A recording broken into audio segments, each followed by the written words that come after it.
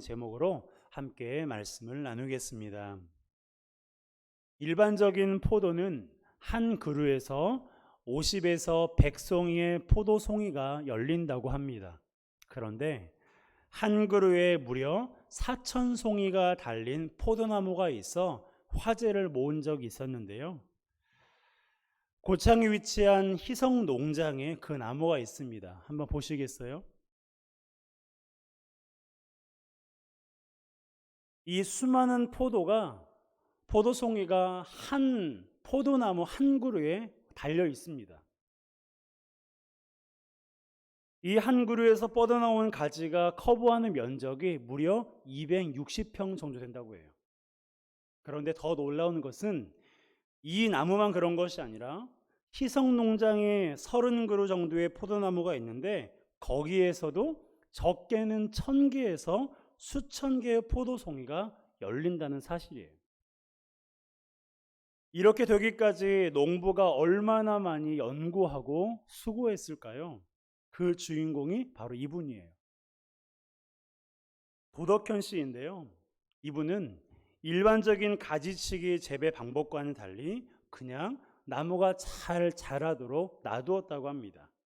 그리고 직접 제조한 퇴비를 이용해서 유기농 재배를 하고 철저한 토양 관리와 시설 환경을 유지한다고 합니다. 저는 이걸 보면서 나도 포도농사 한번 지어볼까? 라는 생각이 들지는 않았고요. 오늘 본문이 생각이 났어요. 나는 참 포도나무요. 내 아버지는 농부라. 나는 참 포도나무요. 내 아버지는 농부다. 이것은 예수님께서 제자들에게 하신 말씀입니다. 예수님은 자신을 가리켜서 참 포도나무라고 말씀하셨고 하나님 아버지를 가리켜 농부라고 말씀하셨어요. 이것은 완벽한 조합입니다. 사진을 한번 더 보시겠어요? 여러분은 이 포도송이를 보면서 어떻습니까? 아마 처음 보시는 분들은 놀라지 않을 수가 없어요.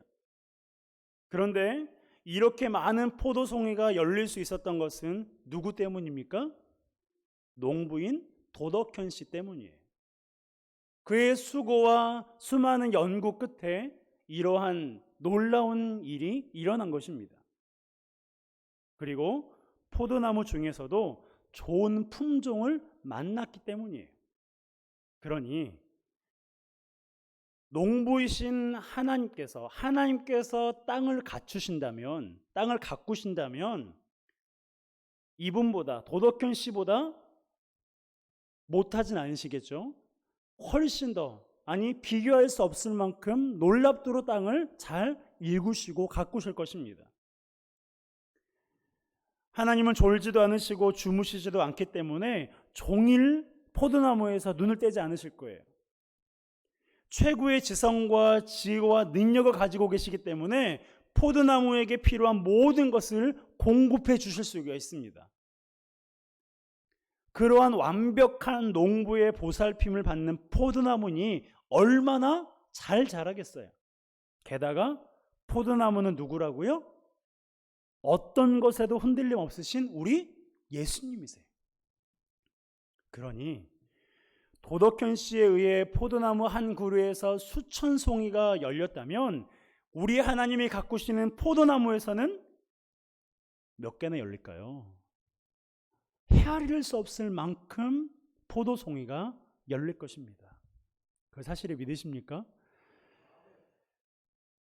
그러므로 포도나무와 농부는 흠잡을 데가 있습니까? 없습니까? 흠잡을 데가 없어요. 농부도 흠잡을 데가 없고 포도나무도 흠잡을 데가 없어요. 열매가 열리는데 필요한 모든 것을 다 갖추고 있습니다. 그런데요, 포도나무와 농부가 완벽하다고 해서 끝이 아니에요. 열매는 나무에서 열리는 것이 아니라 가지에서 열리기 때문입니다. 그 가지가 누구를 의미합니까? 바로 저와 여러분들이에요. 자, 5절 상반절 함께 읽을까요? 시작. 나는 포도나무요 너희는 가지라. 나는 포도나무요 너희는 가지라. 예수님께서는 하나님은 농부이시고 자신은 포도나무이고 우리를 가리켜 가지라고 말씀하셨어요. 여기서 말하는 너희는 1차적으로는 예수님의 제자들을 가리키지만 궁극적으로는 예수 믿는 모든 사람들을 가리키고 있습니다. 그러니 열매는 예수님에게서 열리는 것이 아니라 우리에게서 열리는 거예요. 가지인 우리의 역할이 굉장히 중요하다는 것을 알 수가 있습니다. 그렇다면 가지의 역할이 무엇인가를 우리가 생각해 보아야 돼요. 두 가지로 생각해 볼 수 있어요. 첫 번째는 나무에 붙어 있는 것입니다. 4절 함께 읽습니다. 내 안에 거하라 나도 너희 안에 거하리라. 가지가 포도나무에 붙어 있지 아니하면 스스로 열매를 맺을 수 없음 같이 너희도 내 안에 있지 아니하면 그러하리라. 그렇습니다. 가지는 스스로 열매를 맺을 수가 없어요. 나무에 붙어 있을 때에만 열매를 맺을 수 있는 것입니다. 이것은 예수님과 우리와의 관계에 관한 말씀이에요. 즉, 가지인 우리가 열매를 맺기 위해서는 포도나무이신 예수님께 붙어 있어야 한다는 것입니다. 그것이 가지의 가장 기본적인 역할이에요. 다시 말하면 우리가 해야 할 가장 기본적인 게 뭐예요? 예수님과 관계를 맺는 거예요. 관계를 맺기 위해서 교회에 나오고 관계를 깊게 하기 위해서 말씀을 보고 기도를 하는 것입니다. 성경은 예수님과 우리와의 관계를 다양한 비유로 말씀하고 있는데요. 오늘 본문에서는 포도나무와 가지의 관계로 말씀하셨고 요한복음 15장 15절에서는 친구 관계로 말씀하고 있어요. 그리고 다른 성경에서는 신부와 신랑의 관계로, 아버지와 자녀의 관계로 예수님과 우리와의 관계에 대해서 말씀하고 있습니다. 이러한 관계들의 공통점이 뭘까요?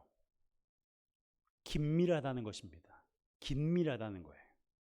그저 알고 지내는 정도가 아니라 깊은 속내까지 아는 관계라는 것입니다. 우리가 예수님과 관계를 맺어야 된다라는 말은 바로 이러한 긴밀한 관계를 맺어야 된다는 걸 말해요. 그러기 위해서는 뭘 해야 돼요? 자주 만나야 돼요. 사람과의 관계도 마찬가지잖아요. 자주 만나서 식사하고 이야기하고 놀러가고 특별히 힘든 시간을 함께 할 때 그 관계가 깊어집니다. 우리가 예수님과 친밀해지기 위해서도 마찬가지예요. 매일 주님을 만나야 돼요. 말씀으로 만나고 기도로 만나야 돼요. 그러한 노력이 있을 때 예수님과 친해지는 거예요. 특별히 믿음을 지키다가 어려운 일을 만날 때도 있거든요. 사실상 그때가요, 예수님과 더 친해질 수 있는 좋은 기회예요. 믿음을 지키다가 넘어지기도 하고 쓰러지기도 하고 어려운 일을 당하면 예수님 믿어도 소용없네 라고 해서 떨어져 버리는 게 아니라 끝까지 믿음의 자리에 서 있으면 그 시간을 통해서 오히려 예수님과 나와의 관계가 어떻게 된다고요? 더 깊어지는 거예요. 그렇게 할 때 우리가 그동안 들리지 않았던 하나님의 음성을 들을 수가 있고요. 우리를 사랑하신 하나님의 마음도 느낄 수가 있는 것입니다. 그렇게 할 때 그 다음 단계로 넘어가게 되는데 그것이 바로 가지의 두 번째 역할이에요. 가지의 첫 번째 역할은 뭐라고요? 붙어 있는 거예요. 두 번째는 열매를 맺는 것입니다. 자, 5절 함께 읽겠습니다. 시작. 나는 포도나무요 너희는 가지라.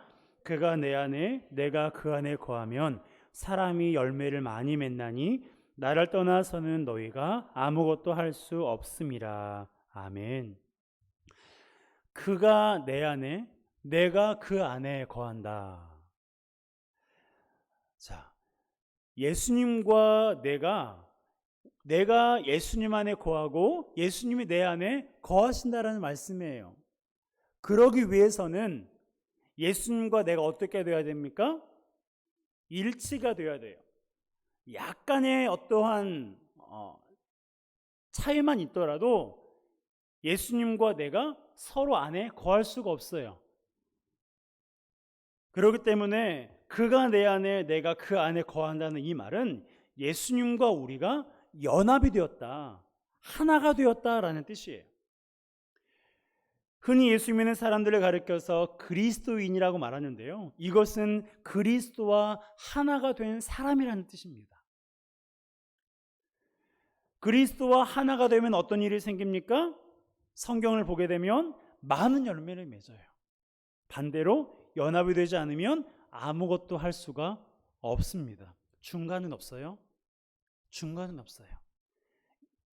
그리스도와 하나가 되면, 그리스도 안에 거하면, 그리고 예수님께서 우리 안에 거하시면 열매를 맺되 많은 열매를 맺게 돼요. 하지만 그렇지 않으면 열매를 아무것도 맺을 수 없는 것입니다. 주님과 연합하는 것이 이렇게 중요한 거예요.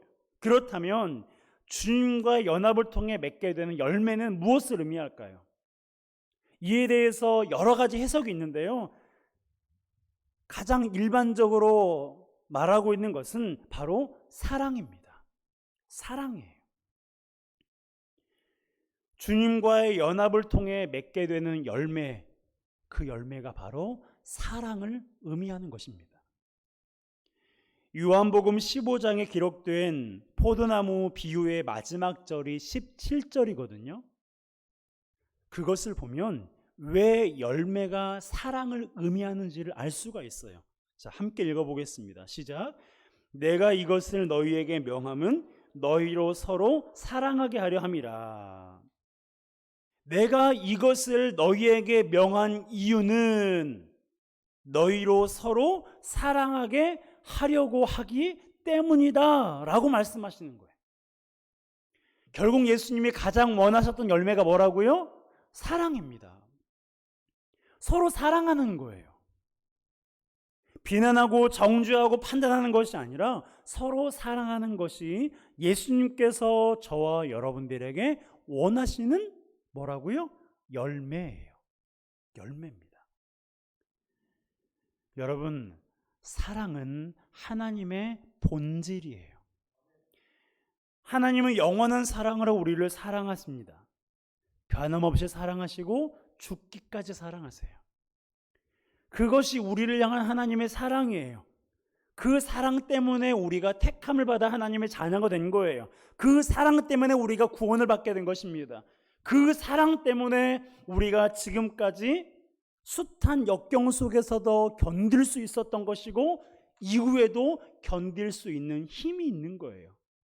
왜? 하나님이 나를 사랑하시기 때문에. 그렇기 때문에 하나님은 당신의 그 사랑을 우리도 소유하길 원하세요. 하나님께서 우리를 사랑하시기 때문에 우리를 인도하시고 보호하시고 지키시는데 그 사랑을 하나님뿐만 아니라 하나님을 아버지로 섬기고 있는 저와 여러분 모두가 그 사랑을 소유하기를 원하신다는 거예요.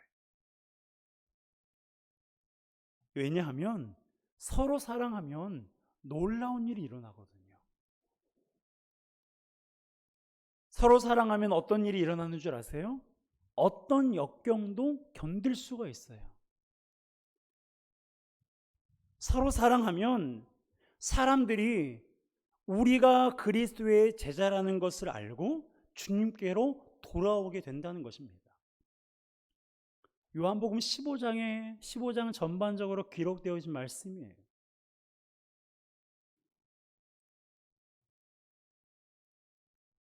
예수님께서는 이제 며칠 후에 이 말씀을 하시고 불과 며칠 후에 십자가에 못 박혀 죽게 되십니다.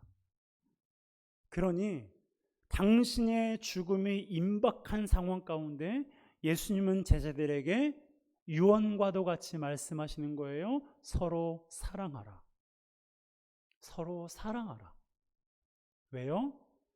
너희가 서로 사랑해야 고난을 이길 수가 있기 때문이야. 너희가 서로 사랑해야 사람들이, 하나님을 알지 못하는 사람들이 너희가 내 제자라는 것을 알고 하나님을 믿게 될 것이기 때문이다 라는 것입니다. 여러분, 이것이 서로 사랑할 때 일어나는 현상이에요. 때문에 예수님의 제자라고 생각하는, 우리가 예수님의 제자라고 생각한다면 예수님께서 말씀하신 서로 사랑하라는 이 말씀에 저와 여러분들 모두가 순종하시기를 주님의 이름으로 축복합니다.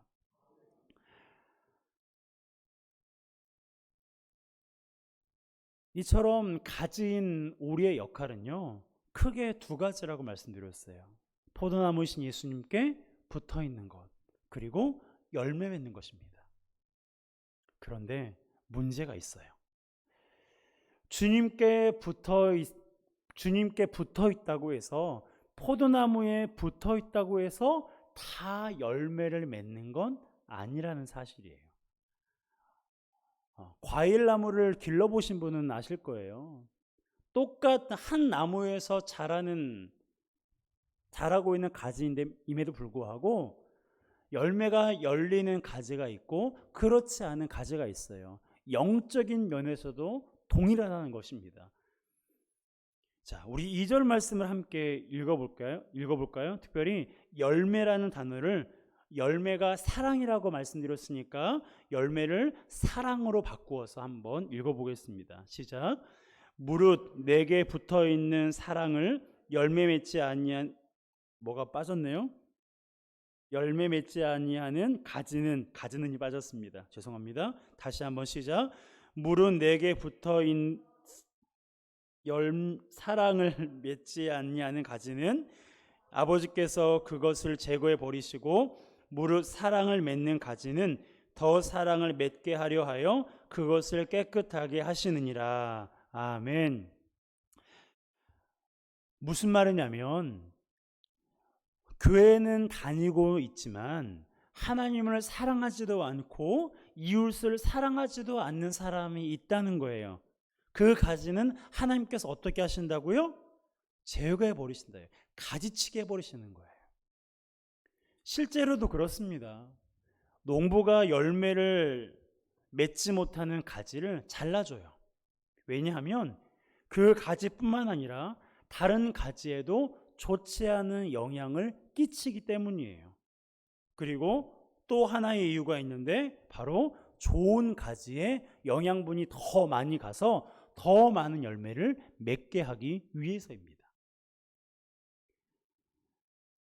여러분, 교회는 어떤 곳입니까? 교회는 사랑의 공동체예요.